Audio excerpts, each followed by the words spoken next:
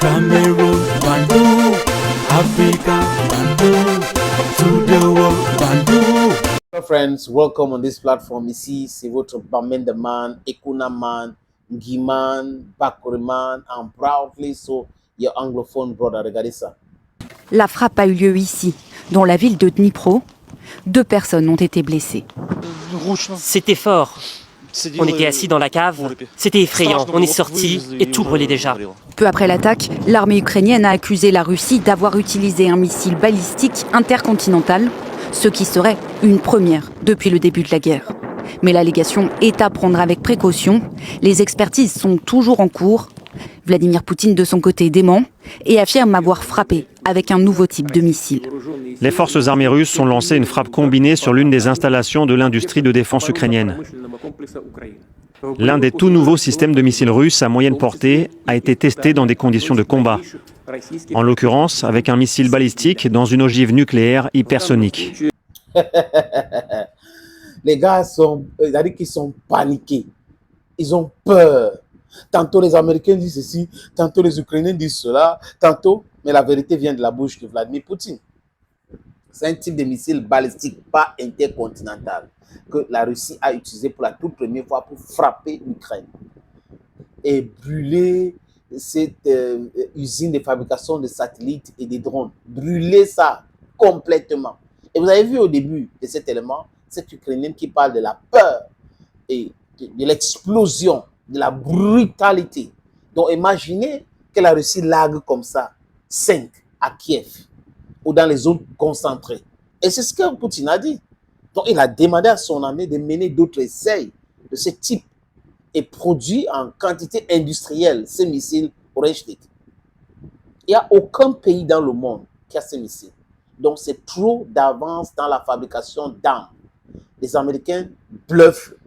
Oui, ils ont une économie puissante parce que c'est le dollar qui est une monnaie mondiale. D'accord, c'est grâce à ce dollar-là qu'ils contrôlent beaucoup de choses. Mais quand vous regardez l'économie mondiale, la Chine est ici.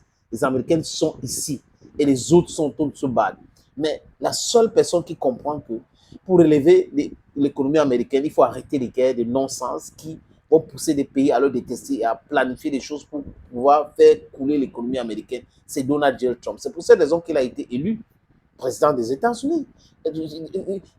L'erreur serait de dire comme Kamala Harris et tout, personne, et je disais ça à certaines amies, Kamala Harris ne peut pas gagner les élections. J'ai une amie aux États-Unis où moi et elle, on parlait souvent de ces choses-là. Elle lui disait que moi, je soutiens Donald Trump. Elle me dit, pourquoi ici, vraiment, ton type-là n'est pas aimé? Je dis, mais il est aimé. Ici, c'est où? Tu causes avec qui? Parce que ça dépend avec qui tu causes pour dire qu'il n'est pas aimé. Si tu causes avec tes amis qui détestent Donald Trump, tu vas dire qu'il n'est pas aimé. Mais il faut aller au-delà de ta zone de confort. Mais si tu restes dans ta zone de confort, tu vas dire, ben, il n'est pas aimé. Why will you be saying that Donald Trump is not like in the United States of America? People love him. Contrary to you, people love him. And I don't love him. It's not a matter of love. It's a matter of using your brain to be pragmatic. And to me, as an African, the guy is totally pragmatic. He says what he wants to do. I love that. And he does what he said he wants to do. That's exactly how politicians should look like and should do. Not people who say one thing and do something else in the next second, like the Democrats and other mainstream politicians, not only in Washington, all over the world, Cameroon, and they will be saying things that they don't mean to. They will not do these things. You understand? Les amis, c'est quand même intelligent de la part de certains de soutenir la vérité. Je vous suggère donc de regarder ceci.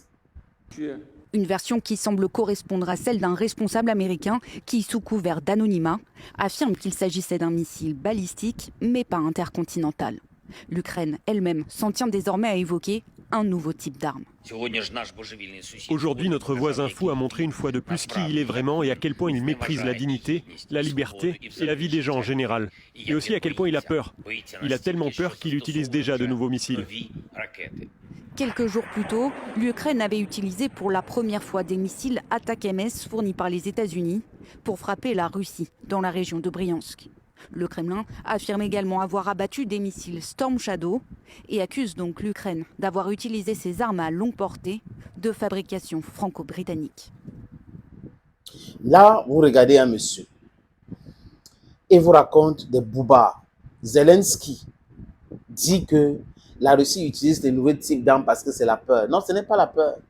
Tu ne peux pas dire ça, ça veut dire que ce n'est pas cohérent. Donc la Russie utilise des armes telles que le missile Orishnik parce que la Russie a peur. Non, la Russie répond à la provocation. Et Zelensky n'est pas un apôtre de la vérité, non plus, même de la justice. Ce n'est pas quelqu'un qui sera la première personne à dire la vérité sur certains sujets. Ils ont d'abord menti sur le type de missile tiré. Ils ont dit que c'est un missile intercontinental. Parce qu'ils savent que dans un missile intercontinental, c'est un missile qu'on ne peut pas arrêter. Donc ça part en haut, hein, dans l'espace, très haut, et on lague comme la pluie. Donc les têtes tombent comme la pluie pour brûler. Difficile de les abattre. Donc les missiles conventionnels qui partent comme ça, qui chutent là, on peut. Mais les missiles hypersoniques, difficile de les arrêter. Et les Russes ont trop d'avance dans ce type de missiles. C'est pour cette raison que ça panique partout en Occident. Et l'ambassade des États-Unis avait l'information. C'est pour cette raison qu'ils ont fermé l'ambassade. Les ambassades des autres pays, les pays occidentaux, ils avaient l'information. C'est pour cette raison qu'ils avaient fermé les ambassades. Les gens qui, non, il faut, n'ayez pas peur, c'est Zelensky, mais la peur est réelle. Vous tirez les missiles ATACMS, vous tirez les missiles Storm Shadow qui sont abattus, et la Russie vous montre qu'en dehors de ces missiles, nous avons les missiles qu'on peut utiliser pour brûler les zones dans votre pays. Et Petro Tolstoï avait dit, il est député à la Douma, il avait dit qu'on peut brûler les vastes zones en Ukraine avec des armes que nous avons. Mais on ne veut pas utiliser ces armes-là aujourd'hui. Donc Zelensky, quand il dit c'est la peur. Non, la peur est du côté de l'Occident. La peur est de ton côté parce que toi qui ne parlais pas des négociations avec la Russie, tu commences à parler. Toi qui ne parlais pas des négociations pour mettre un thème à la guerre, tu voulais gagner sur le champ de bataille. Tu commences à dire qu'il faut arrêter la guerre en 2025. Toi qui ne parlais pas de ça, dernièrement tu étais au Parlement européen, tu as dit cela. Et les politiciens européens sont en train de dire exactement la même chose qu'aujourd'hui. Pourquoi? Parce qu'ils ont ce truc-là. L'arrivée de Donald Trump les perturbe. Et ils savent, les Européens savent que si Donald Trump coupe l'aide en Ukraine, c'est fini. Toi-même, Zelensky, tu l'as dit, que s'il n'y a pas l'aide américaine, nous allons perdre. Mais même avec l'aide américaine, vous avez déjà perdu. Parce que l'avancée russe, c'est ça qui pousse Joe Biden a dit qu'il faut tirer, il faut les missiles pour tirer, comme ça va stopper. Après, il faut les mines anti-chars et tout ça pour verser partout. Non, mais ça ne peut pas vous aider. Ça ne peut pas vous aider parce que l'avancée russe est réelle. C'est réel. Ce n'est pas des histoires qu'on raconte dans les médias, mensonges en Occident. Parce que ces médias-là ont passé le temps à mentir, à inviter les spécialistes de Covid, les amis. Donc, les mêmes spécialistes qui ont menti à l'époque de Covid, qui ne connaissaient rien, qui recevaient les dépêches des agents de communication avec l'agent pour raconter des boubas. Ce sont les mêmes experts qu'on invite sur le plateau de télévision aujourd'hui pour venir vous parler de la guerre en Ukraine. Donc, ce sont des experts de carton, des menteurs, des mythomanes. Thank you, friends, and bye-bye.